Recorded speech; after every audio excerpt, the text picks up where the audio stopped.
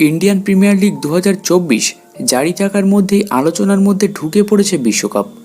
IPL শেষ হলেই শুরু হবে এবারে টি-20 ওয়ার্ল্ড কাপ।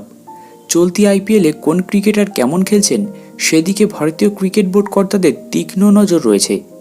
বিশ্বকাপ স্কোয়াডে কাদের জায়গা করে দেওয়া হতে পারে সে ব্যাপারে সাধারণ ক্রিকেট প্রেমীদের মধ্যে আলোচনা চলছে।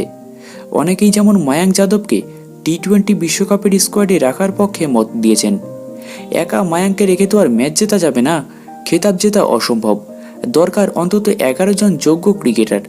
কারা কারা জিততে পারেন ভারতীয় ক্রিকেট বোর্ডে কর্তাদের মন, এ ব্যাপারে সোশ্যাল মিডিয়ায় কিছু পোস্ট এখন থেকেই লক্ষ্য করা যাচ্ছে। কিছুদিন আগে অবধি জল্পনা ছিল বিরাট কোহলি আসন্ন এই বিশ্বকাপে আদৌ খেলবেন কিনা, কিংবা টিম ইন্ডিয়ার ক্যাপ্টেন কে হতে পারে, এ ব্যাপারেও প্রশ্ন উঠেছিল ওডিআই বিশ্বকাপ 2023-এর পর। ক্যাপ্টেন কে হবেন সেটা ইতিমধ্যে সকলে জেনে গিয়েছেন। বিসিসিআই সচিব নিজে জানিয়েছেন টিম ইন্ডিয়ার ক্যাপ্টেন্সি করবেন রোহিত শর্মা। অন্যদিকে বিরাট কোহলি চলতি আইপিএলে ভালো ফর্মে রয়েছেন। ধারাবাহিকভাবে বড় রানের ইনিংস খেলছেন তিনি।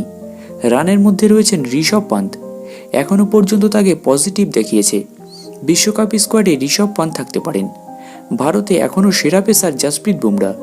ফিনিশার হিসেবে রিঙ্কু সিং ভারতীয় ক্রিকেট প্রেমীদের মধ্যে অন্যতম ফেভারিট নাম। তো কারা থাকতে পারেন টি-20 বিশ্বকাপে টিম ইন্ডিয়ার প্লেইং 11-এ?